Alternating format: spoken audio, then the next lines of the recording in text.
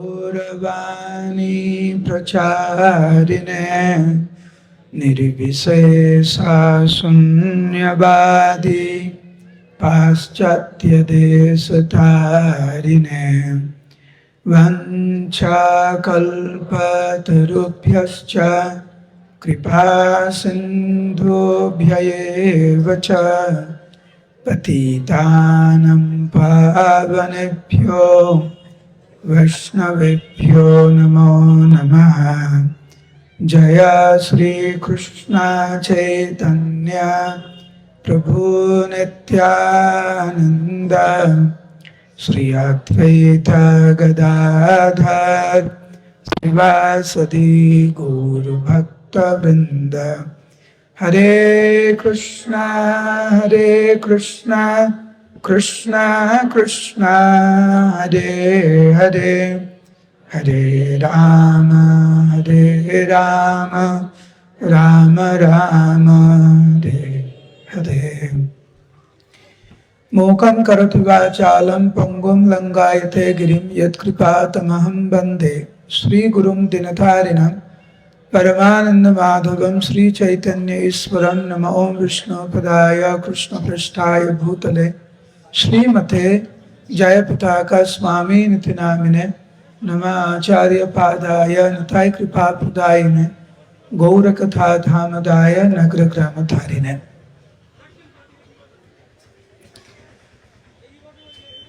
उपस्थित समस्त गौर भक्तवृंदेर श्री चरण कमले आमार सश्रद्ध प्रणाम। एखाने জেলা প্রচারক সুদামা শাখা প্রভু এখানে উপস্থিত রয়েছেন। তো আপনাদের সবার কৃপা ভিক্ষা চাইছি কিছু বলার জন্য। আমার মনে পড়ছে না যে এইখানে আমি আগে এসেছি অনুষ্ঠানের জন্য। এখানে আমি এসেছি একবার, কিন্তু অনুষ্ঠানের জন্য আসিনি। এটা আমার দ্বিতীয়বার এখানে আসা। প্রথমবার অনুষ্ঠানের জন্য এসেছি। এত সংখ্যায় আপনারা এখানে উপস্থিত হয়েছেন, খুব ভালো লাগছে। পিছনে যিনি কথা বলছেন একটু শান্ত হবেন দয়া করে। হরে কৃষ্ণ। মানব জীবন পেয়েছি আমরা, কিন্তু মানব জীবন পেয়ে কতটুকু আমরা সার্থক হলাম এইটা নিয়ে প্রশ্ন থাকতে পারে। মানব জীবন নিয়ে জন্মগ্রহণ করেছে এটা নিয়ে কোনো প্রশ্ন থাকতে পারে নাকি?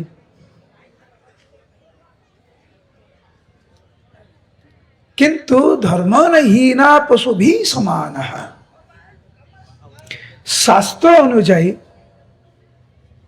কেউ যদি মানব জীবন পায় কিন্তু মানব জীবন পেয়ে সার্থকতা না করে তো পশুভি সমান, সে পশুর সমান। কারুর গায়ে অনেক শক্তি আছে, শক্তির সার্থকতা কখন? কারুকে সাহায্য করে না কারুকে আঘাত করে? বলুন। হ্যাঁ, কাউকে সাহায্য করে শক্তির প্রদর্শন করা হচ্ছে শক্তির সার্থকতা। আমার গায়ে শক্তি আছে সেই জন্য আপনাকে আমি একটা ঘুষি মেরে দিলাম আর বললাম দেখেছো আমার গায়ে কত শক্তি।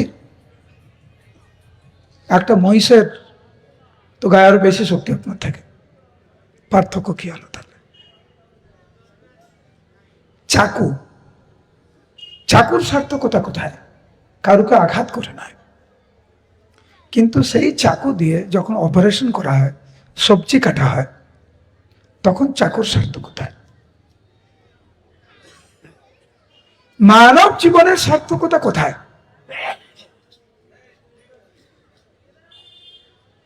মানব জীবন পেয়ে যদি এই মায়ার জালে আমরা আরো বেশি করে জড়িয়ে যাই।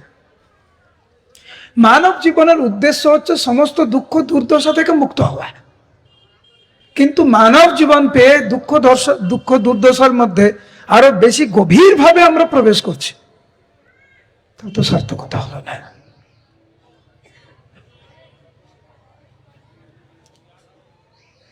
তো এইখানে বর্ণনা করা হয়েছে যে শরীরের যে বিভিন্ন অঙ্গ প্রত্যঙ্গগুলি রয়েছে, ভগবানের আশীর্বাদে যে সমস্ত প্রতিভা আমরা পেয়েছি তার সার্থকতা কোথায়? সবাই কথা বলতে পারেন আপনারা। যারা কথা বলতে পারেন, কথা বলার সার্থকতা কোথায়? যখন আপনার বাক্যের দ্বারা অন্যরা কষ্ট পাবে না, যখন ভগবান সম্পর্কে বলবেন, কৃষ্ণ কথা শ্রবণ করাবেন, কৃষ্ণ কথা বলবেন, অপরের মঙ্গল করবেন, অপরের জন্য মঙ্গল কামনা করবেন, তখনই হচ্ছে বাক্যের সার্থকতা। আর হাত, হাতের সার্থকতা কোথায়? কারুকে মেরে না, ভগবানের সেবা করে, ভক্তের সেবা করে, পরের উপকার করে, সেটা হচ্ছে হস্তের সার্থকতা। মনের সার্থকতা কোথায়? ভগবান গীতাতে বলছেন, মন আমার শত্রু হতে পারে, মন আমার বন্ধু হতে পারে। কার সাথে বসবাস করছেন? আপনার ভাবি এ আমার শত্রু, এ আমার শত্রু, এ আমার বন্ধু, এ আমার বন্ধু, ভেদাভেদ করি না? কিন্তু আমরা নিজেই যে শত্রুর সাথে বসবাস করি সেটা কিন্তু কখনো ভাবি না। আমরা অনিয়ন্ত্রিত মন হচ্ছে শত্রু। শত্রু, অনিয়ন্ত্রিত মন হচ্ছে শত্রু।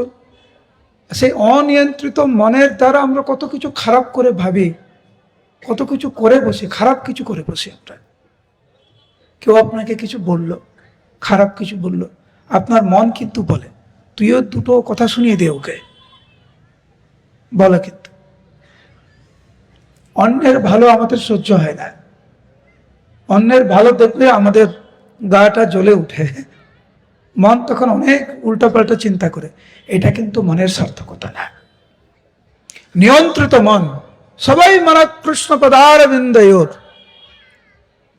এটি হচ্ছে মনের সার্থকতা। যেখানে মন কৃষ্ণের চিন্তা করবে, অন্যের ব্যাপারে খারাপ কিছু ভাববে না, সেটা হচ্ছে মনের সার্থকতা। তো এইভাবে আমরা যদি দেখি, অম্বরীশ মহারাজের উদাহরণ দেওয়া হয়েছে শ্রীমদ্ ভাগবতে, কিভাবে অম্বরীশ মহারাজ ওনার সমস্ত শরীর, মন, বুদ্ধি সব কিছু দিয়ে ভগবানের সেবা করেছিলেন। সেই জন্য অম্বরীশ মহারাজ হচ্ছে আমাদের জন্য জ্বলন্ত দৃষ্টান্ত, যিনি আদর্শ মানব জীবন যাপন করেছিলেন। আবার বলছি যে আমরা সবাই এখানে মানব জীবন পেয়েছি,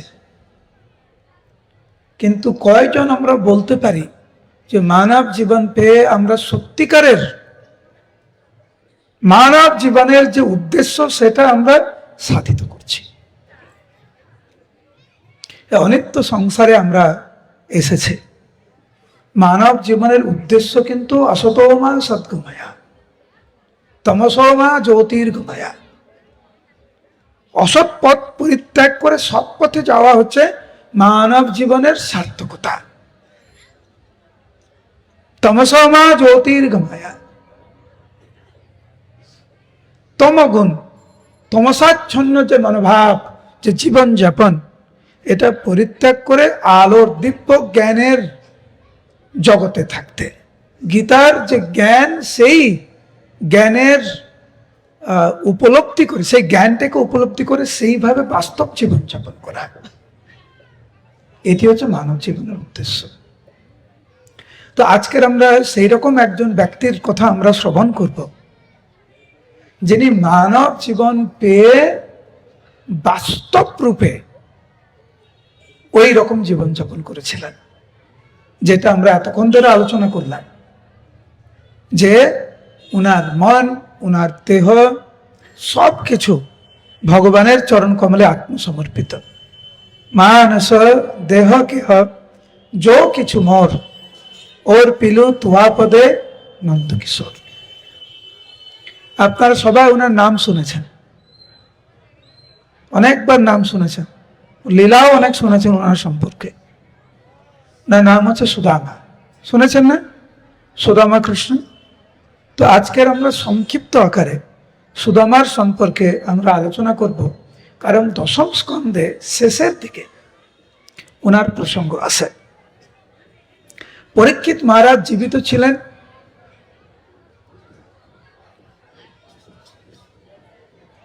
কিন্তু হঠাৎ করে উনি শুনলেন ওনার আর হাতে 7 দিন আছে।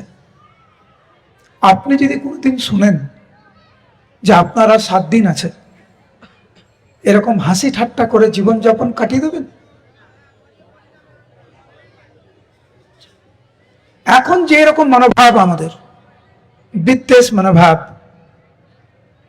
এখন যেরকম অনিয়ন্ত্রিত মন আমাদের, এখন যেরকম হরিনামের রুচি নাই, ভগবানের কথা শুনতে রুচি নাই আমাদের, কিন্তু খাওয়ার জন্য আমরা 2 কিলোমিটার হাঁটতে পারি, ওইখানে ভালো ফুচকা পাওয়া যায়, চলে গেল। অনেকে মায়াপুরে যান। কারা কারা মায়াপুরে গিয়েছেন হাত তুলুন। কারা কারা মায়াপুরে গিয়েছেন? এরকম হচ্ছে না তো? কেন মায়াপুরে গিয়েছিলে? ওখানে কি করেছো?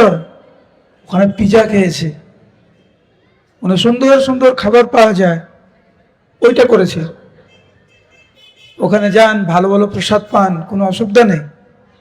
কিন্তু মায়াপুর হচ্ছে মহাপ্রভুর গৃহ, মহাপ্রভুর বাড়ি।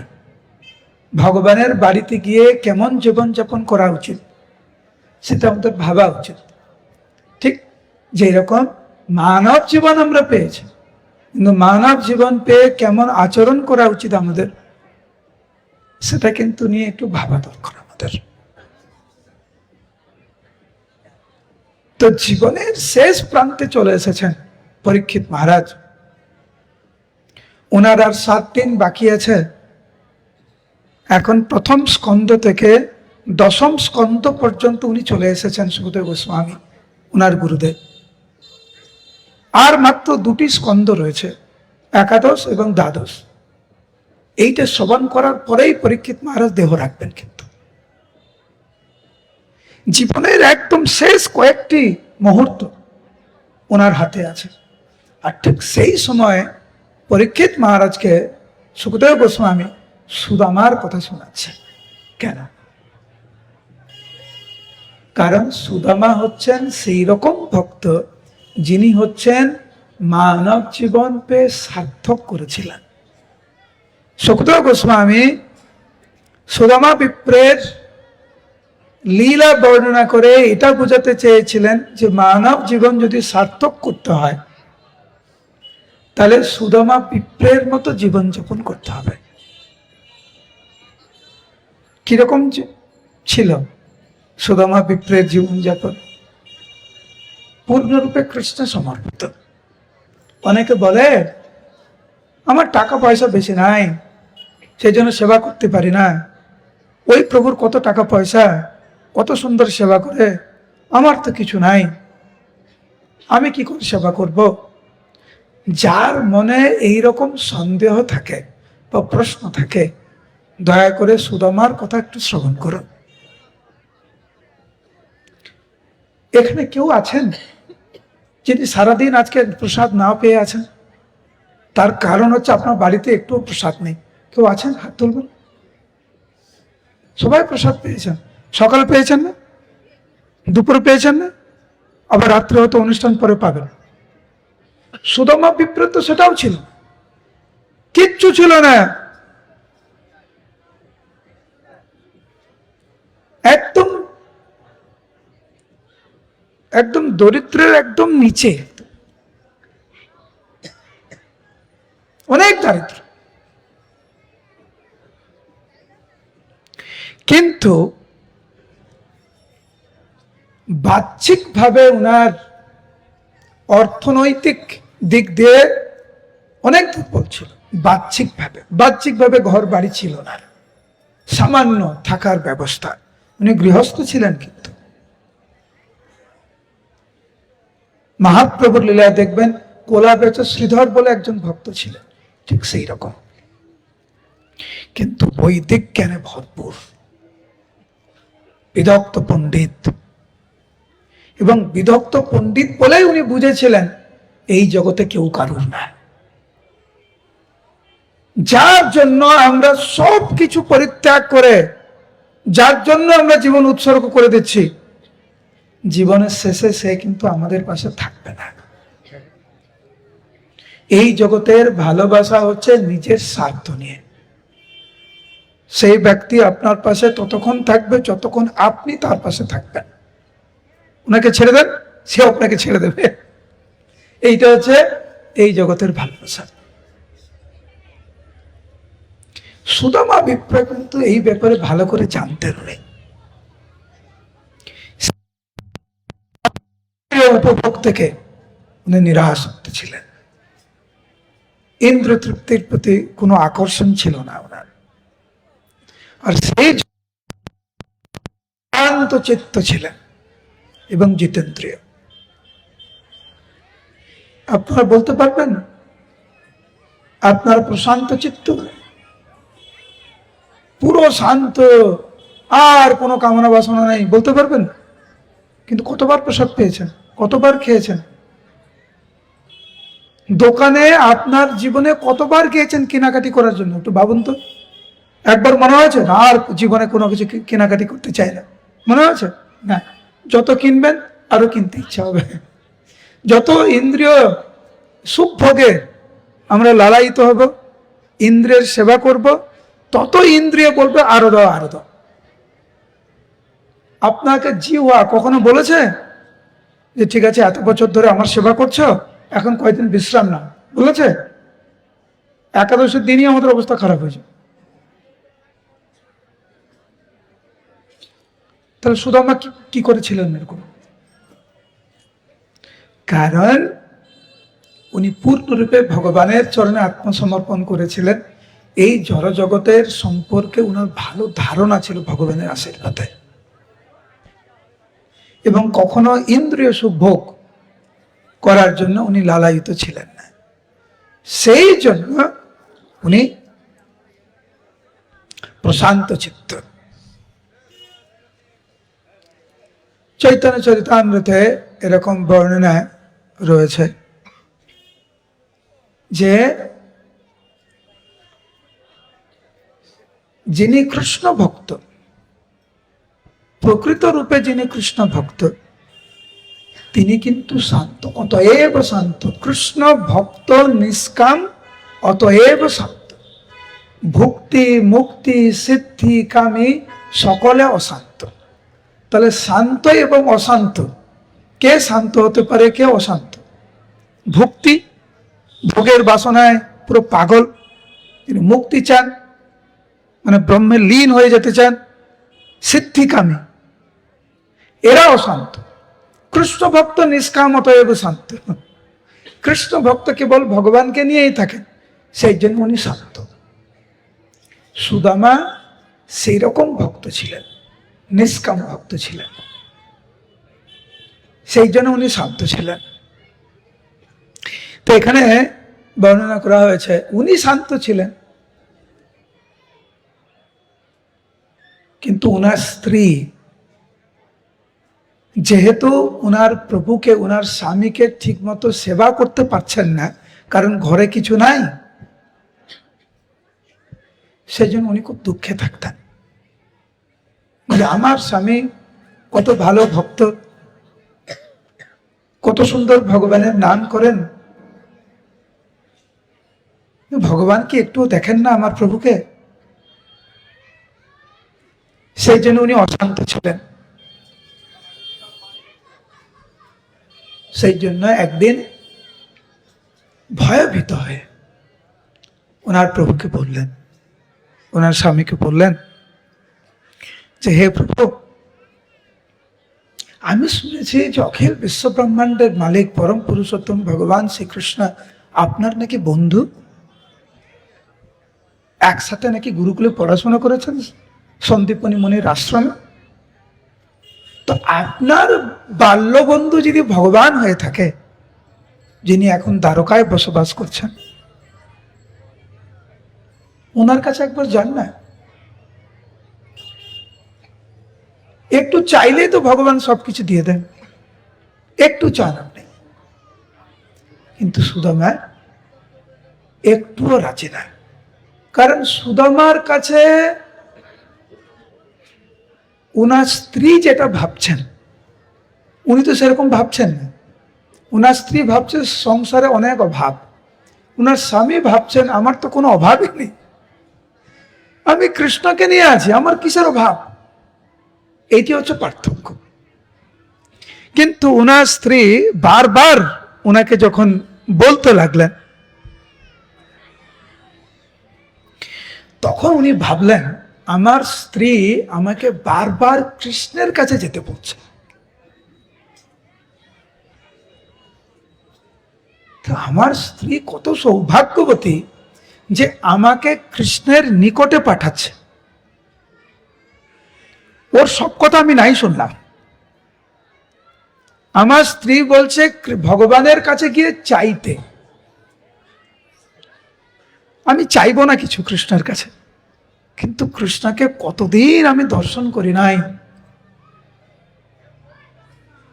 উনি ঠিক করলেন যে জীবনের সর্বোচ্চ পাওয়া হচ্ছে কৃষ্ণকে পাওয়া, কৃষ্ণকে দর্শন করা।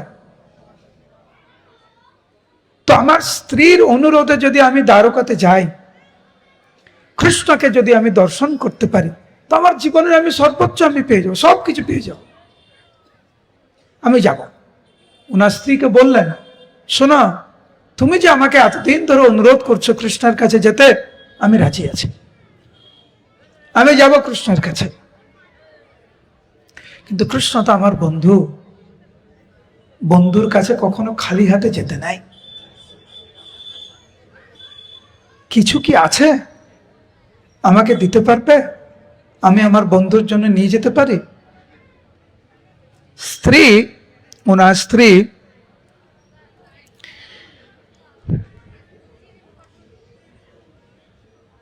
ঘরে কিছু খুঁজলেন, কিচ্ছু পেলেন না। এক দানা শস্য ঘরে ছিল না, এক দানা শস্য না। উনি চিন্তা করলেন আমার স্বামী কৃষ্ণের কাছে যাবে, বন্ধুর সাথে দেখা করতে, কিছু নিয়ে যেতে চাইছি উপহার, কিন্তু আমার বাড়িতে কিচ্ছু নাই। কি করেছে? উনি গেলেন পাশের বাড়িতে, পাড়া প্রতিবেশীদের একজনে গিয়ে ভিক্ষা করলেন। অল্প চিড়া হবে, শুকনো চিড়া, 4 মুঠো চিড়া ভিক্ষা করেছেন। অখিল বিশ্ব ব্রহ্মাণ্ডের মালিক ভগবান কৃষ্ণকে উপহার স্বরূপ দেওয়ার জন্য স্বামীর মাধ্যমে এখন 4 মুঠো শুকনো চিড়া ভিক্ষা করে নিয়ে এসেছে। এখন বাঁধবে কিসে? ভালো কাপড়ও নেই, পরিষ্কার কাপড় নেই, নতুন বস্ত্র নাই। সেই জন্য একটি জীর্ণ বস্ত্রে 4 মুঠো চিড়ে বেঁধে দিয়ে সুদামা বিপ্রের স্ত্রী সুদামাকে বলছে, হে প্রভু, এই তোমাকে দিলাম, তুমি এটা কৃষ্ণকে দিও, যিনি হচ্ছেন অখিল বিশ্ব ব্রহ্মাণ্ডের মালিক পরম পুরুষোত্তম ভগবান। তোমাকে দেখে, তোমার উপহার পেয়ে কৃষ্ণ নিশ্চিত রূপে অনেক আনন্দিত হবেন। কে বলে কৃষ্ণ শুধু রাজভোগ পান? কৃষ্ণকে খুশি করতে গেলে কেবল মাত্র 56 ভোগ রান্না করতে হবে। শ্রীমৎ ভাগবত তো তাই শিক্ষা দেয় না। তুলসী দল মাত্রেণ জলস্য চলুকেন বা বিকৃণিতে স্বামাত্মানম ভক্তব্য ভক্তবৎসল। গৌতমীয় তন্ত্রে বর্ণনা করা হয়েছে, কোন ভক্ত ভক্তি সহকারে হৃদয় দিয়ে কেবল মাত্র একটু জল এবং একটি তুলসী পাতা যদি ভগবানকে অর্পণ করেন, ভগবান আনন্দিত চিত্তে সেটি গ্রহণ করে সেই ভক্তকে প্রতিদান স্বরূপ উনি খুঁজেন, এই ভক্ত আমাকে এত বড় সেবা করলো, কি সেবা করেছে? একটু জল দিয়েছে, একটু তুলসী পাতা দিয়েছে। কোনো কিছু না দেখে ভগবান নিজেকে সেই ভক্তের কাছে বিক্রি করে দেন। বিক্রিণীতে স্বমাত্মানম ভক্তব্য ভক্তবৎসল। কেন? কারণ উনি ভক্তবৎসল ভগবান। ভগবান আপনার ভক্তির দ্বারা আকর্ষিত হন, আপনার রূপের দ্বারা না, আপনার ঐশ্বর্যের দ্বারা না। আপনি কি রান্না করেছেন সেই পদের দ্বারা ভগবান আকর্ষিত হন না, কিন্তু কি মনোভাব নিয়ে আপনি ভগবানের জন্য রান্না করেছেন কি মনোভাব নিয়ে আপনি ভগবানকে সেবা করছেন, সেই ভাবের দ্বারা ভগবান আকর্ষিত। সেই জন্য ভগবানকে বলা হয় ভাবগ্রাহী জনার্দন। উচ্চ স্বরে বলুন হরে কৃষ্ণ, আর উচ্চ স্বরে হরে কৃষ্ণ। বুঝতে পারছেন? ভগবান আপনার ভক্তির দ্বারা আকর্ষিত। সুদামা বিপ্রের স্ত্রী এটা জানতেন। সামর্থ্য অনুযায়ী সেবা করুন। সুদামার কিচ্ছু দেওয়ার ছিল না, বাড়িতে চিড়াও ছিল না, পরের ঘর থেকে ভিক্ষা করে নিয়ে এসছেন সুদামা 4 মুঠো চিড়া, সেটি ভগবানকে দেওয়ার জন্য। সুদামা খুব আনন্দের সহিত সেটি গ্রহণ করেছেন। 4 মুঠো চিড়া নিয়ে হাঁটতে লাগলেন দ্বারকার উদ্দেশ্যে। ভগবান কৃষ্ণকে দেখবেন। ওনার মনে আর কোনো ইচ্ছা নাই, কোনো কিছুতে চাইবেন না, এটা তো নিশ্চিত। শুধু একটু কৃষ্ণকে একটু দেখবেন একবার, আর কিছু চান না। তো ভগবান কৃষ্ণকে দর্শনের উদ্দেশ্যে যখন রওনা হলেন দ্বারকাতে, এরকম চিন্তা করতে করতে এই যে হাঁটার যে ক্লান্তি, এটা কিন্তু সুদামা কিন্তু অনুভব করেননি। কেন? কৃষ্ণকে স্মরণ করে উনি হেঁটেছেন। সেই অনুভব আমাদের সবার আছে। যখন আপনার প্রিয় জনের জন্য রান্না করেন, কষ্ট মনে হয় না? কেন? কারণ যার জন্য রান্না করছেন ওকে আপনি খুব ভালোবাসেন। মায়েরা যখন রান্না করেন কষ্ট হয়, কিন্তু অনুভব হয় না সেরকম। প্রভুরা যখন বাইরে চাকরি করে, ব্যবসা করে, যেহেতু পরিবারের জন্য করছেন, পরিবারকে ভালোবাসেন, সেই জন্য কষ্টটা এত অনুভব হয় না। ভগবানের জন্য যখন আমরা কোনো কিছু করব, সে কষ্টটা অনুভব হয় না।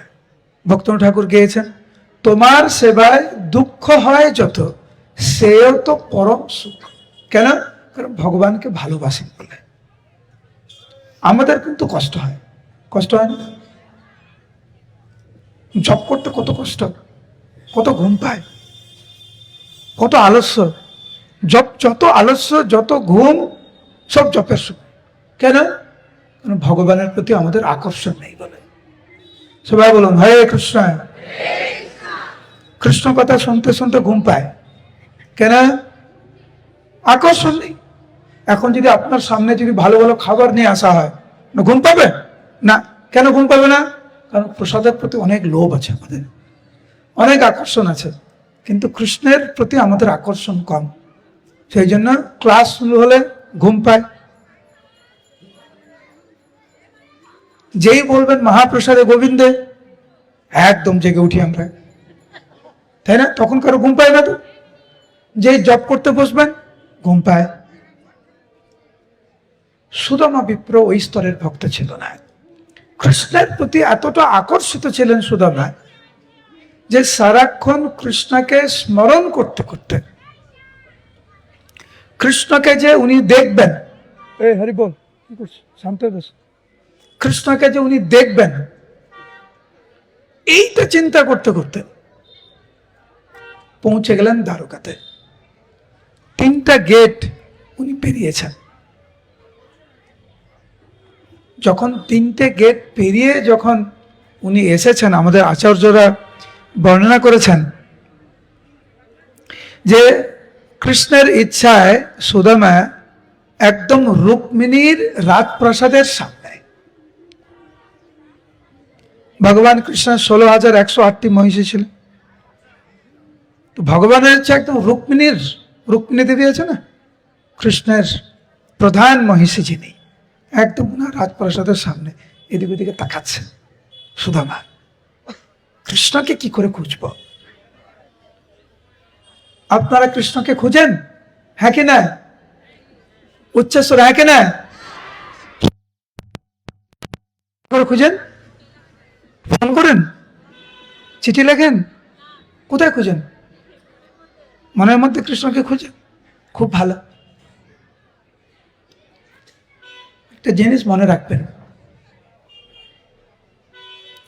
যে ভগবানকে দেখার যদি আপনি চেষ্টা করেন,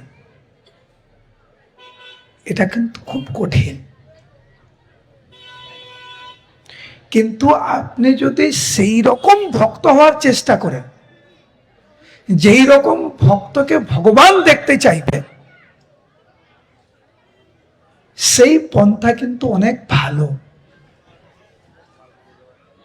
উদাহরণস্বরূপ, আপনি যদি আজকের এই রাজ্যের মুখ্যমন্ত্রী, এই দেশের প্রধানমন্ত্রী, এই দেশের রাষ্ট্রপতিকে কালকে সকালে 10টার সময় দেখতে চান, আপনি পারবেন?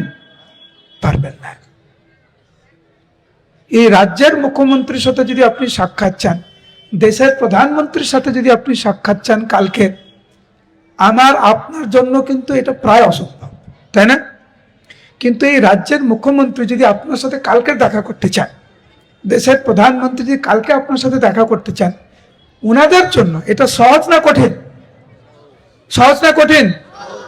আমাদের জন্য কঠিন, উনাদের জন্য সহজ। তো আপনি ভগবানকে দেখতে চাইছেন,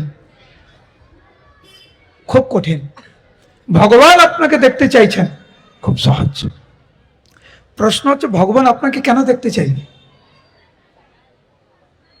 কি আছে আপনার মধ্যে? আপনার বাড়িতে এমন রসগোল্লা আছে যেটা বৈকুণ্ঠে নেই নাকি? সেই জন্য ভগবান আপনার কাছে আসবে? এই জায়গার কি বিখ্যাত? এই জায়গা কি জন্য বিখ্যাত? কি খাবার বিখ্যাত এখানে? রসগোল্লা। ও যেখানে নাকি রসগোল্লা খুব বিখ্যাত। তো ভগবান বৈকুণ্ঠে, গোলক বৃন্দাবনে এরকম রসগোল্লা নেই, সেই জন্য ভগবান কাছে আপনার কাছে আসবে না। লক্ষ্মী সহস্র শত সম্ভ্রম সেব্যমান, শত সহস্র কোটি লক্ষ্মী ভগবানকে সেবা করেন, আপনার কাছে কেন আসবে? কিন্তু যদি সেই রকম ভক্ত হন, যেরকম ভক্ত সুদামা, সুদামার মতো ভক্তকে ভগবান আসেন দেখতে। তো যেই মুহূর্তে দ্বারকাতে প্রবেশ করেছেন 3টে গেটের পরে, 4র্থ গেট সামনে যখন হচ্ছে একদম রুক্মিণী দেবী রাজপ্রাসাদের সামনে, ভগবান ওই সময় পালঙ্কে বসেছিলেন। দূর থেকে দেখছেন সুদামা। সুদামাকে দেখে কৃষ্ণ পাগল হয়ে গেছেন, পাগল হয়ে গেছেন ভগবান। সাথে কাউকে নেয়নি, একদম দৌড়ে এসেছেন সুদামার কাছে।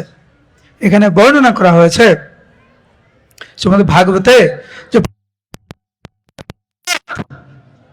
পালঙ্ক থেকে উঠে দৌড়ে আসলেন সুদামার কাছে। সুদামার কাছে এসে সুদামাকে উনি আলিঙ্গন করলেন। তো এখানে বর্ণনা করা হয়েছে যে ভগবান যখন সুদামাকে আলিঙ্গন করেছেন, ভগবান যখন ভক্তকে স্পর্শ করেছেন, ভগবান ভক্তের স্পর্শ পেয়ে ভগবান ক্রন্দন করতে লাগলেন। ঠিক যেরকম মহাপ্রভু যখন হরিদাস ঠাকুরকে আলিঙ্গন করেছিলেন জগন্নাথ ধামে, মহাপ্রভুকে হরিদাস ঠাকুর বলেছিলেন, হে প্রভু, আপনি দয়া করে আমাকে স্পর্শ করবেন না, আমি পাপী মানুষ। মহাপ্রভু উত্তর দিয়েছিলেন, হরিদাস, আমি তোমাকে আলিঙ্গন করছি তোমার জন্য না, আমি আলিঙ্গন করছি নিজেকে পবিত্র করার জন্য, আত্মপবিত্রতে। ভগবানের এরকমই মনোভাব। ভক্তের মহিমা প্রকাশ করার জন্য ভগবান এই ভাব প্রকাশ করেন। তো এইখানে ভাগবতে বর্ণনা রয়েছে যে ভগবান যখন সুদামাকে যখন আলিঙ্গন করলেন, তখন ভগবান ক্রন্দন করেছিলেন। এবং দ্বারকাবাসী ভগবানের এই কার্যক্রম দেখে তারা সবাই স্তম্ভিত হয়েছিলেন। সুদামার গায়ে যে কাপড় ছিল পুরো জীর্ণ, ছিঁড়া, নোংরা। সুদামা যে কতদিন স্নান করেনি তার ঠিক নেই। কিন্তু ভগবান যখন সুদামাকে আলিঙ্গন করলেন, মনে হয় এ আমার সর্বস্ব।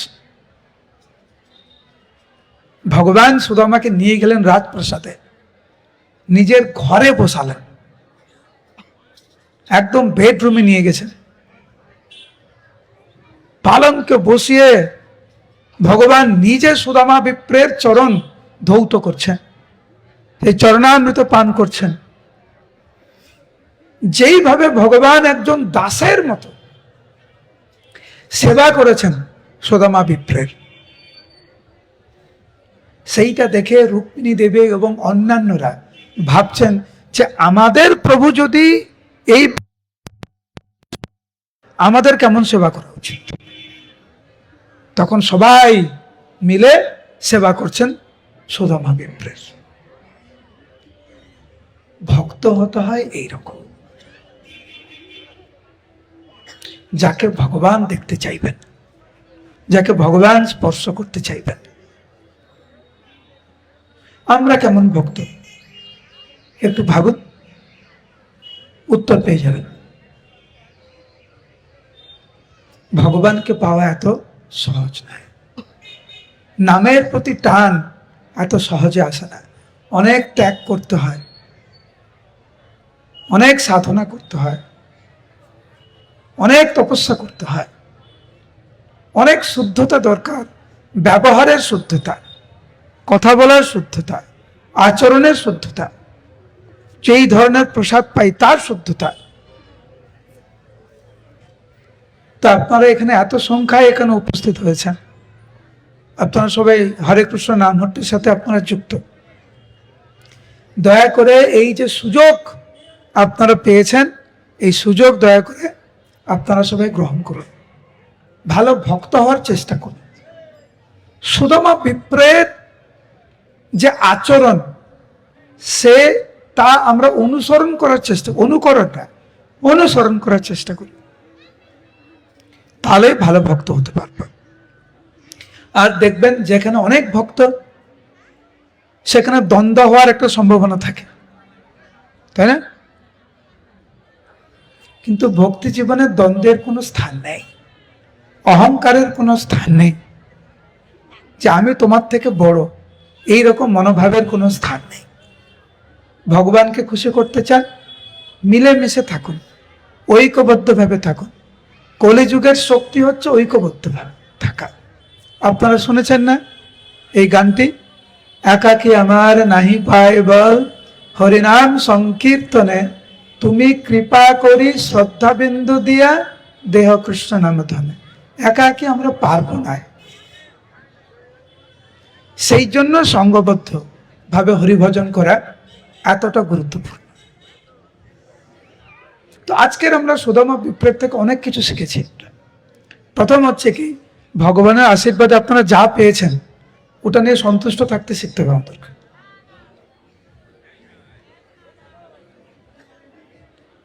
এর সাথে তার সাথে তুলনা করে লাভ নেই।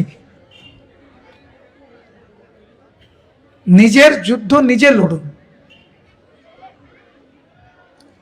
তো ভগবানের আশীর্বাদে, নিজের কর্ম অনুযায়ী ভগবানের আশীর্বাদে আমরা যা পেয়েছি সেটা নিয়ে সন্তুষ্ট থেকে যদি আমরা এগিয়ে যাই,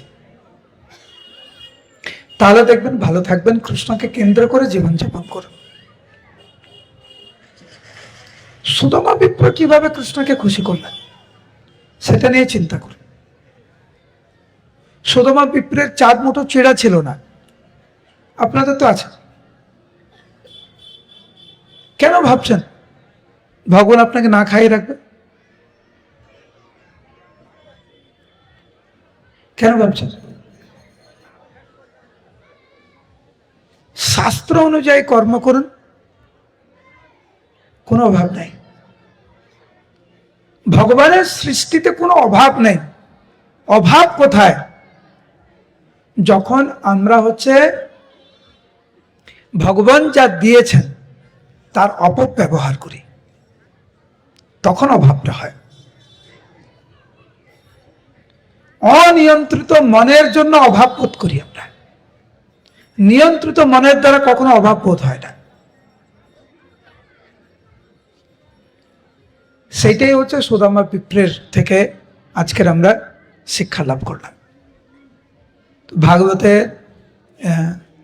10ম স্কন্ধের 80 অধ্যায় যদি আপনাদের কাছে ভাগবত থাকে আপনারা পরে এটা পড়তে পারেন।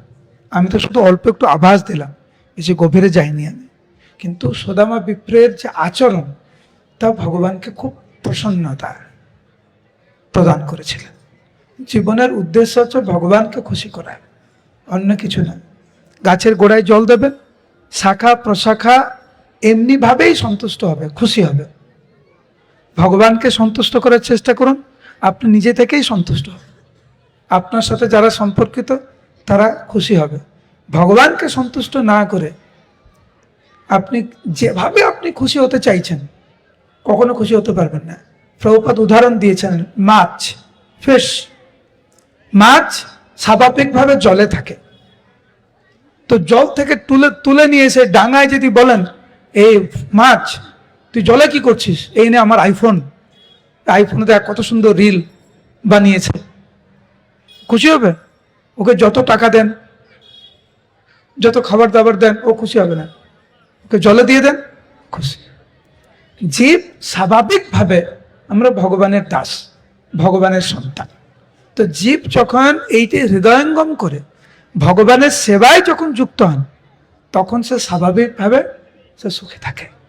ভগবানকে বাদ দিয়ে কেবলমাত্র ইন্দ্রিয় তৃপ্তি করার জন্য, লাভ পূজা প্রতিষ্ঠার জন্য, নিজের অহংকারকে সন্তুষ্ট করার জন্য আমরা যে সমস্ত প্রক্রিয়া আমরা গ্রহণ করি না কেন, এটা কেবল আমাদের দুঃখই বেশি প্রদান করবে, আনন্দ প্রদান করবে না, সুখ প্রদান করবে না। আপনাদেরকে আবার অনেক অনেক ধন্যবাদ জানাচ্ছি। আপনারা শান্তভাবে ক্লাস শুনেছেন, আর চেষ্টা করবেন সুদামা বিপ্রের থেকে আমরা যা আজকে শিখলাম আমরা সেটা নিজের জীবনে প্রয়োগ করতে। হরে কৃষ্ণ কৃষ্ণ কৃষ্ণ হরে হরে, হরে রাম রাম রাম হরে হরে।